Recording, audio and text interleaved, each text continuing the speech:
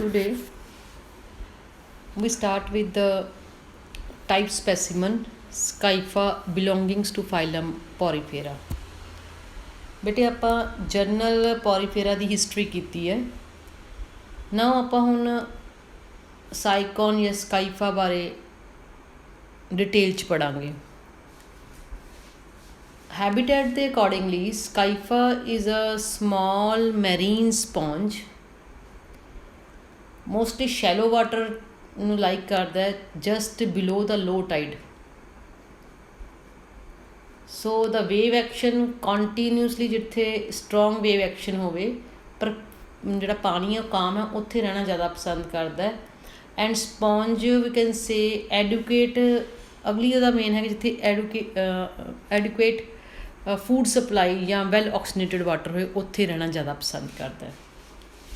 ਇਸ ਦੀ ਵੇਰੀਏਬਲਸ ਮੈਂ ਪਹਿਲਾਂ ਵੀ ਦੱਸਿਆ ਸੀ, ਫਾਰਮਸ ਨੇ। ਆਪਾਂ ਜਿਹੜੀ ਫਿਗਰ ਸਾਡੇ ਸਾਹਮਣੇ ਦੇਖ ਰਹੇ ਹਾਂ, ਇਸ ਦੇ ਵਿੱਚ ਦੇਖੋ ਕਿੰਨੇ ਤਰ੍ਹਾਂ ਦੇ ਮਲਟੀ ਕਲਰਡ ਨੇ, ਠੀਕ ਹੈ। ਸੋ ਜਿਹੜਾ Scypha grow as a colony of a firm but flexible erect individual joined together at the base. You can see from that, and the base is permanently attached to rock or some other solid objects. So now another thing is that it is a mostly Scypha feed on minute microorganisms and small particles of organic matter. Like protozoan, it is also intracellular indigestion. Reproduction ਜਿਹੜੀ ਹੈ ਇਸ ਦੇ ਅੰਦਰ takes place asexually as well as sexually. Free swimming larva produce, ਜਿਸਨੂੰ ਅਸੀਂ ਪਹਿਲਾਂ ਵੀ ਦੱਸ ਚੁੱਕੇ ਹਾਂ, amphiblastula larva for dispersal. Good power of regeneration. ਜਦੋਂ ਆਪਾਂ ਬੇਟਾ ਸਕਾਈਫਾ ਜਾਂ ਸਪੌਂਜ ਦੀ ਗੱਲ ਕਰਦੇ ਹਾਂ, ਸੋ ਮੋਸਟਲੀ ਤੁਸੀਂ ਦੇਖ ਰਹੇ ਹੋ ਇਸ ਫਿਗਰ ਦੇ ਵਿੱਚ ਵਾਸਟ ਸ਼ੇਪ ਨੇ ਇਹਨਾਂ ਦੀ, ਠੀਕ ਹੈ। Being slightly wider at the middle than at the ends. It measures about 20 to 25 centimeter in height and 5 to 6 mm in diameter. The color show that various shades of structuration. ਹੁਣ general ਤੌਰ 'ਤੇ ਆਪਾਂ ਇੱਕ ਕਰੈਕਟਰਿਸਟਿਕ ਕਰਦੇ ਹਾਂ ਕਿ ਸਪੌਂਜਿਸ ਦੇ ਅੰਦਰ ਕੀ ਹੈ,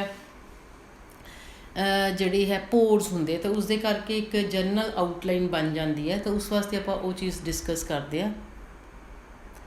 ਉਹ ਕੀ ਹੈ, ਦੇਖੋ ਕਿਸ ਫਿਗਰ ਦੇ ਵਿੱਚ ਤੁਸੀਂ ਕਿਆ ਧਿਆਨ ਨਾਲ ਦੇਖੋਗੇ ਕਿ ਦੈਟ ਫਿਗਰ ਜਿਹੜੀ ਹੈ ਇਸ ਦਾ ਇੰਟਰਨਲ ਸਟਰਕਚਰ ਨੂੰ ਬਹੁਤ ਕਲੀਅਰਲੀ ਜਿਹੜੀ ਹੈ ਆਪਾਂ ਨੂੰ ਰਿਪਰਜ਼ੈਂਟ ਕਰਦੀ ਹੈ, ਠੀਕ ਹੈ। ਸੋ ਉਸਦੇ ਵਿੱਚ ਆਪਾਂ ਕੀ ਦੇਖ ਰਹੇ ਹਾਂ ਕਿ ਐਕਸਟਰਨਲ ਕਰੈਕਟਰਸ ਦੇ ਅਕੋਰਡਿੰਗਲੀ ਬਾਹਰੋਂ ਦੇਖਣ ਨੂੰ ਇਹ ਸਾਰੇ ਦਾ ਸਾਰਾ ਜਿਹੜਾ ਹੈ ਆਪਾਂ ਨੂੰ ਸਪੌਂਜ ਇੱਕ ਵਾਸ਼ ਸ਼ੇਪ ਬੋਡੀ, ਐਂਡ ਉਹਦੇ ਵਿੱਚ ਸਾਨੂੰ ਮਾਈਨਿਊਟ ਪੋਰਸ ਨਜ਼ਰ ਆਉਂਦੇ ਆ, ਠੀਕ ਹੈ। ਸੋ ਦੈਟ ਪੋਰਸ ਜਿਹੜੇ ਨੇ they are very peculiar. So like this, here is a pore, here is a pore is there, ਠੀਕ ਹੈ। ਐਂਡ ਦੈਟ ਪੋਰਸ ਜਿਹੜੇ ਨੇ ਉਹਨਾਂ ਨੂੰ ਅਸੀਂ ਬਾਹਰੋਂ ਦੇਖਣ ਜਿਹੜੇ ਸਮਾਲ ਪੋਰ ਨੇ ਐਕਸਟਰਨਲ ਸਾਈਡ 'ਤੇ very minute like this, and these pores are called as ostia or dermal ਔਸਟੀਆ ਵੀ ਕਿਹਾ ਜਾਂਦਾ, ਠੀਕ ਹੈ। ਔਸਕੂਲਮ ਵੀ ਕਹਿੰਦੇ ਹਾਂ, ਐਂਡ ਇਨਕਰੰਟ ਪੋਰ ਵੀ ਕਹਿ ਸਕਦੇ ਹਾਂ, ਠੀਕ ਹੈ। So first thing is clear, that is called incurrent pore. And then incurrent pore ਤੋਂ ਬਾਅਦ ਜਦੋਂ ਆਪਾਂ ਗੱਲ ਕਰ ਰਹੇ ਹਾਂ, so then they having a what inside that incurrent pore ਤੋਂ ਬਾਅਦ, ਸੋ ਬੋਡੀ ਜਿਹੜੀ ਹੈ ਸਰਫੇਸ ਮੈਂ ਬਾਹਰੋਂ ਦੇਖਣ ਨੂੰ ਦੱਸਿਆ, and body surface when seen under a lens show a regular pattern of polygonal elevation, ਠੀਕ ਹੈ। ਸੋ ਜਿਹੜੀ ਕਿ ਤੁਹਾਨੂੰ ਇੱਥੇ ਇੱਕ ਬਹੁਤ ਕਲੀਅਰ ਕੱਟ ਦਿਖ ਰਹੀ ਹੈ ਕਿ ਜਿਹੜੀ ਇਹਦੀ ਬਾਹਰੋਂ ਆਪਾਂ ਜਦੋਂ ਦੇਖਦੇ ਹਾਂ, ਸੋ ਦੇ ਹੈਵਿੰਗ ਜਿਹੜਾ ਹੈ ਕਰੈਕਟਰਿਸਟਿਕ ਵਾਈਜ਼, ਸੋ ਇਹਦੇ ਵਿੱਚੋਂ ਕੀ ਹੈ ਬਾਹਰਲੇ ਪਾਸੇ ਸਾਨੂੰ ਪੋਲੀਗਨਲ ਸ਼ੇਪਸ ਜਿਹੜੀਆਂ ਨੇ ਨਜ਼ਰ ਆਉਂਦੀਆਂ ਨੇ, ਠੀਕ ਹੈ।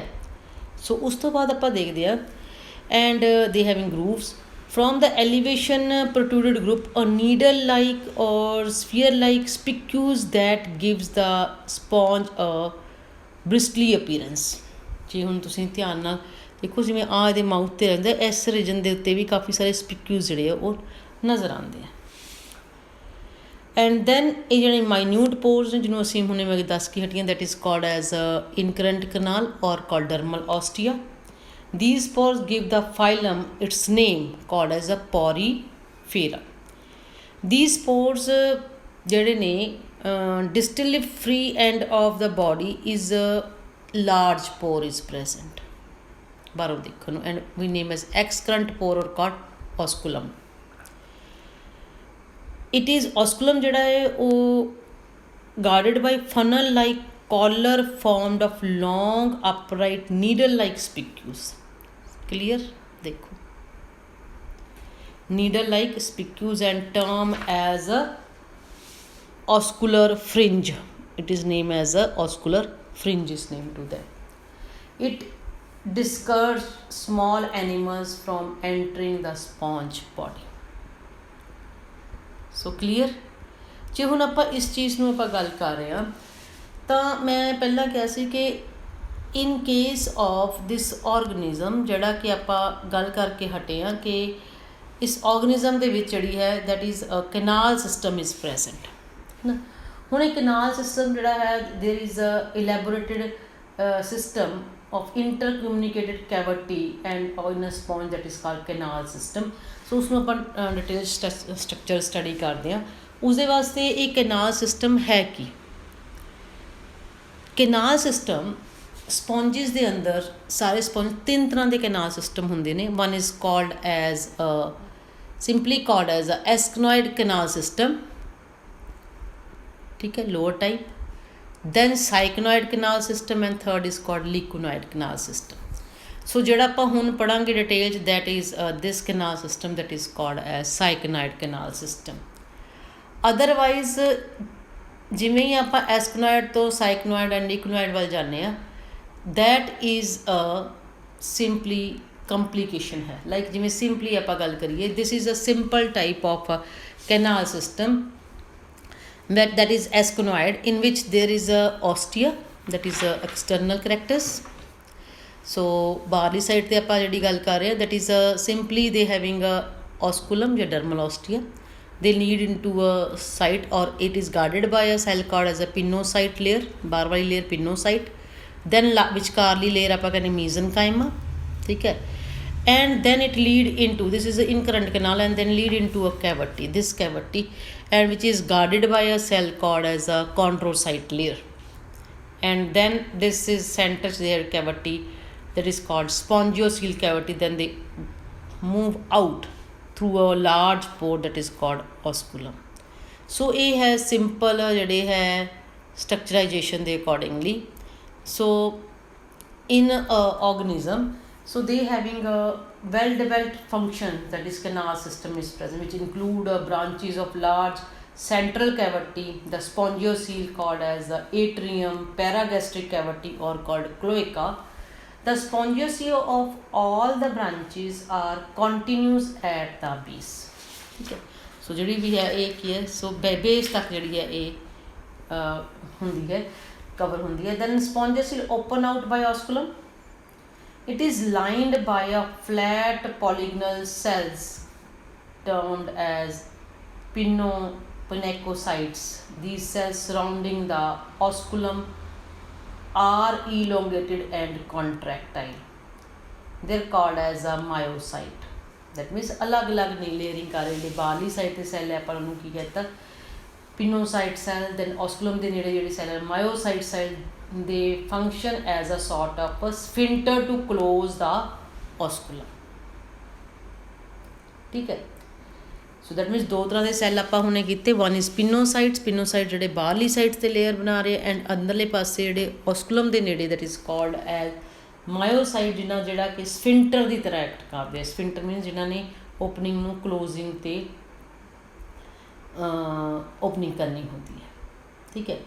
So it is important to note that spongiocele is not homologous with, ਇਹ ਖਿਆਲ ਰੱਖਣਾ ਹੈ spongiocele ਜਿਹੜੀ ਹੈ ਉਹ ਕਿਸੇ homologous ਨਹੀਂ ਹੈਗੀ ਕਿ digestive tract ਵਾਂਗੂ ਹੈ, ਠੀਕ ਹੈ। So it is a cavity, it is just a cavity over there. So this is a cavity, and this cavity that is outside is open outside called as osculum. There is no gut in a sponge. Remember that there is no digestive tract in sponge. There is no digestive tract in sponge, so they having only a cavity. That cavity is not homologous with that of the digestive system. Lack of gut is a primary condition. Sponges also lack ectoderm and mouth. So remaining cavity is very small, horizontal and readily arranged in a regular manner in a thick wall of spongiocele. There are three, we can say, canals that there are of three types. Incurrent inhalant, radial phageolate canal, and last is excurrent canal. These are attached here and there, having a canal arise by a horizontal folding of the body wall. ठीक है, सो ये है up to generalise ਤੌਰ ਦੇ ਉੱਤੇ ਕਿ ਕੀ ਹੁੰਦਾ ਹੈ ਇੱਕ ਕੈਨਾਲ ਸਿਸਟਮ, ਜਿਹਦੇ ਵਿੱਚ ਸਭ ਤੋਂ ਸਿੰਪਲ ਕੈਨਾਲ ਸਿਸਟਮ ਆਪਾਂ ਕੀਤਾ, that is called as a asconoid canal system. But ਜਿਹੜਾ ਐਨੀਮਲ ਆਪਾਂ ਪੜ੍ਹ ਰਹੇ ਹਾਂ ਉਸਦੇ ਜਿਹੜਾ ਕੈਨਾਲ ਸਿਸਟਮ ਹੈ, that is not this canal system, that is a syconoid canal system. ਉਹ ਆਪਾਂ ਹੁਣ ਜਿਹੜੀ ਹੈ ਨੈਕਸਟ